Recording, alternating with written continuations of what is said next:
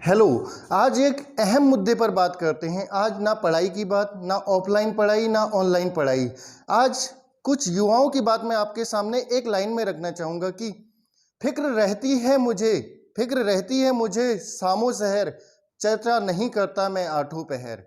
ये लाइन आज उत्तराखंड का बेरोजगार कह रहा है। कहता है कि मुझे जो है फिक्र रहती है, शाम और सुबह दोनों समय रहती है, लेकिन मैं किसी से चर्चा नहीं कर पा रहा हूँ। मैं इतना मजबूर हो गया हूँ कि मैं किसी से कुछ नहीं कह पा रहा हूँ।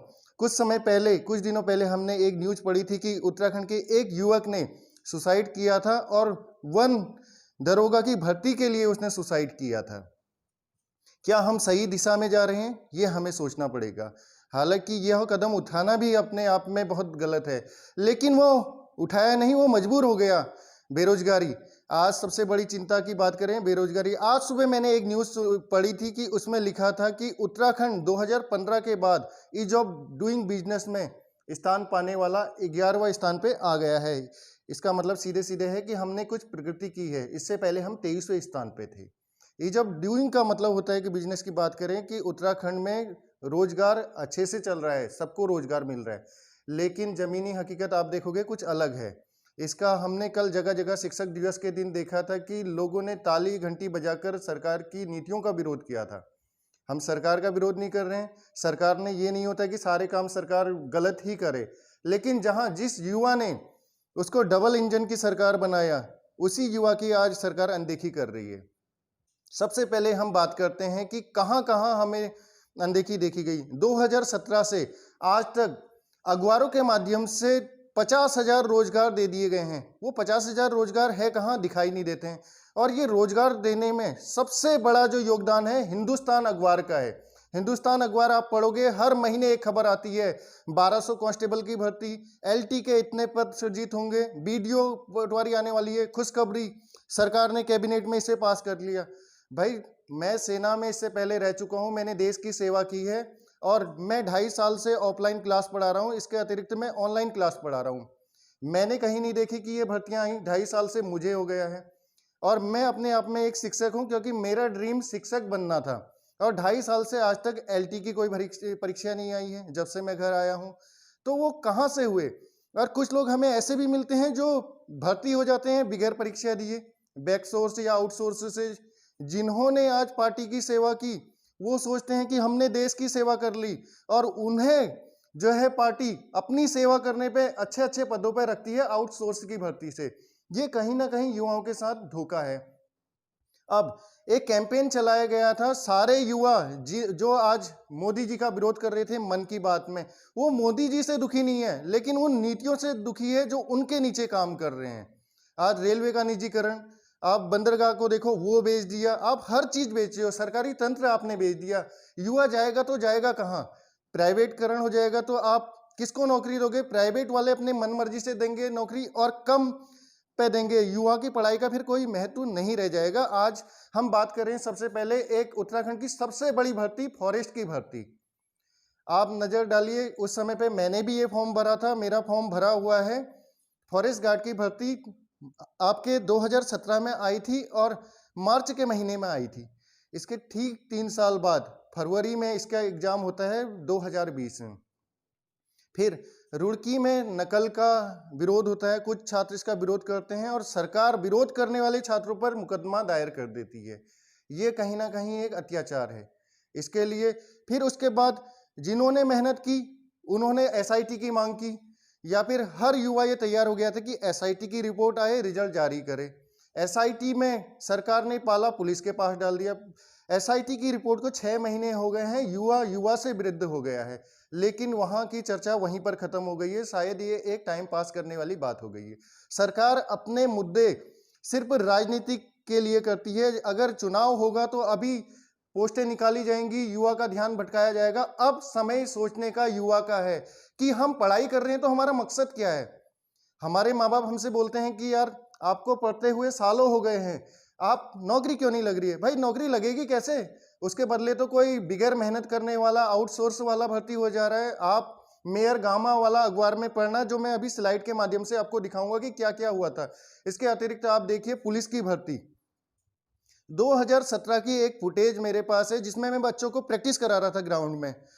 उस समय पुलिस कांस्टेबल के पद आने वाले थे। बच्चे बड़े उत्साही थे। उन्होंने मुझे बोला कि सर आप आइए, हमें प्रैक्टिस करवाइए। सुबह 4:30 बजे से बच्चा ग्राउंड में आता था, प्रैक्टिस करता था। रात दिन उन्होंने एक किया। उनके माँ बाप के भी ड्रीम थे कि भाई हमारा बच्चा नौकरी पे लग जाएगा।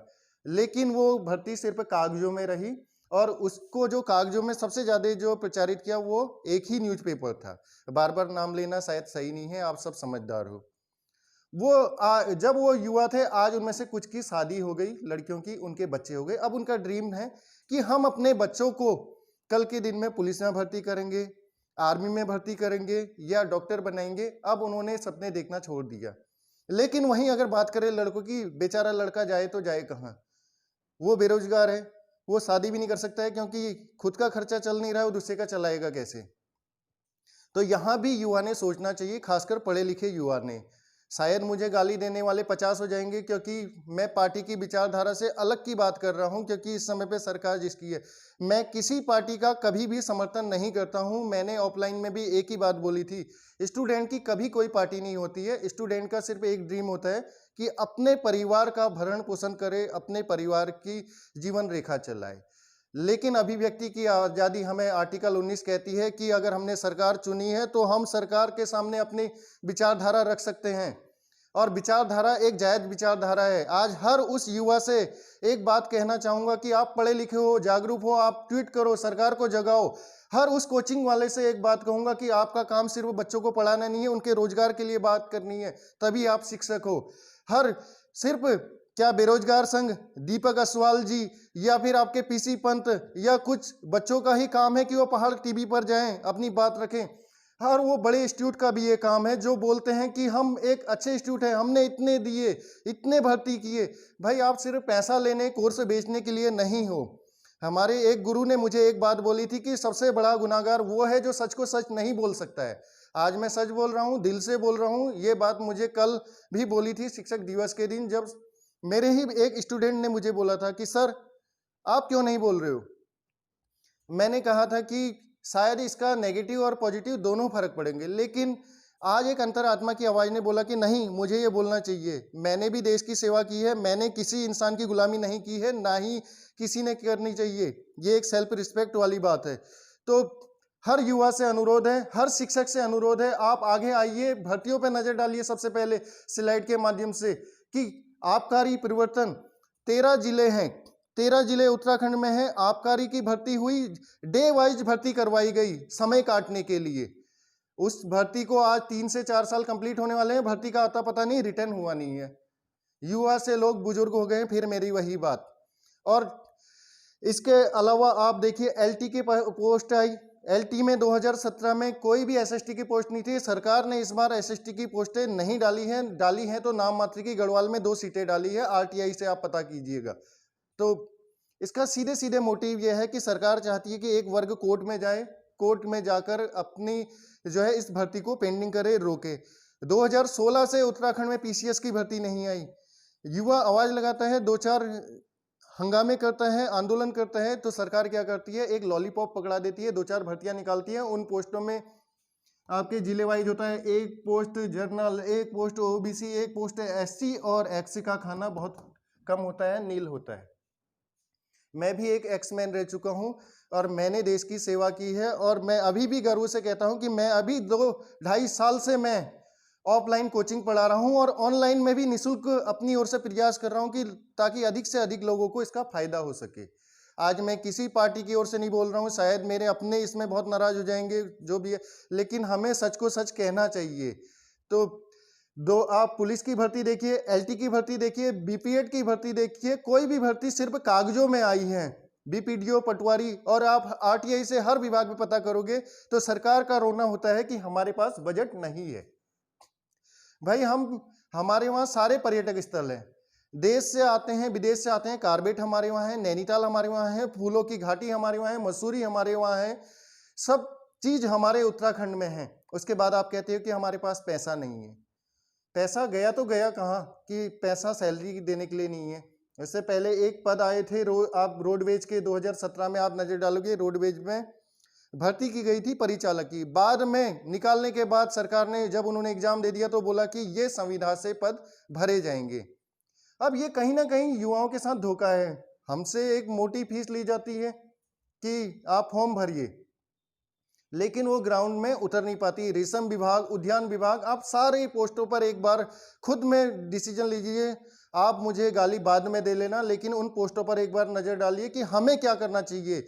4 साल आपने सरकार की खूब हाथ जोड़े, हर जिले में जाकर, हर तहसील में जाकर आपने ज्ञापन दिया, अपने हर प्रतिनिधि को यह बात बताई कि भाई हमें आप सरकार तक हमारी आवाज पहुंचाओ। कुछ चैनलों ने कुछ छात्रों की आवाज दिखाई, लेकिन वो कुछ ही लोगों ने उसको देखा।